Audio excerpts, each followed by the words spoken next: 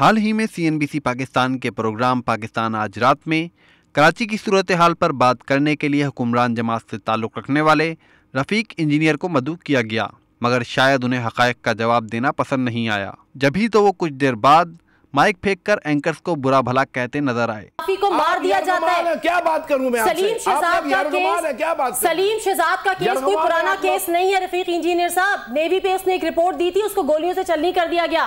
آپ کیا چاہتے ہیں کل میرا بھی اخبار میں نام آ جائے؟ خیر رفیق انجینئر تو کچھ دیر بعد مان گئے، مگر اداکاری کے جوہر دکھانے والوں کی کمی تو نہیں۔ سابق وزیر اطلاعات فوزیہ وہاب گزشتہ روز CNBC پاکستان کے پروگرام دوسرا پہلو کے لیے مدعو کی گئیں، تو اچانک انہیں یاد آیا کہ مد مقابل سیاسی جماعت کی رکن شاید ان کی ہم پلہ نہیں۔ مجاہد صاحب یہ خاتون کا تعارف تو آپ کرائیں، یہ PMLN میں کیا ہے، یہ MPA ہے، MNA ہے، یہ خیبر پختونخوا کے سربراہ ہیں، کیا ہیں یہ؟ پلیز ان کو تو ہم جانتے نہیں، ہو از دس لیڈی؟ ادارے مضبوط نہیں ہوں گے۔ مجاہد صاحب دس از ناٹ فیئر۔ بات یہیں پر ختم نہیں ہوتی۔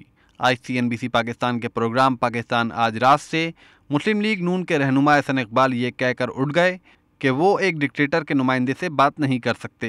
And frankly, I will not debate with a representative of a dictator۔ میں اس کو ایک اپنی توہین سمجھتا ہوں کہ ایک ڈکٹیٹر کے ساتھ میں اس کے نمائندے کے ساتھ بات کروں۔ بات یہ ہے کہ آپ خود ایک توہین ہے ملک کی، آپ کیا بات کریں؟ احسن اقبال صاحب آپ ہمارے ساتھ بیٹھیے، ہم احسن اقبال صاحب آپ مجھے سن سکتے ہیں؟ آپ ذرا میری بات سن لیجئے، میری بات سن لیجئے۔ ایک second, let me talk to Ahsan Iqbal Sahib. Ahsan Iqbal صاحب، لیکن خیر باقی اداکاروں کی طرح شاید وہ بھی اوور ایکٹنگ سے تنگ آ گئے اور دوبارہ انہوں نے شو جوائن کر لیا۔ اب تو شاید ناظرین کو یہ بات سمجھ آ ہی گئی ہوگی کہ سیاسی اداکار دراصل ہیں کون۔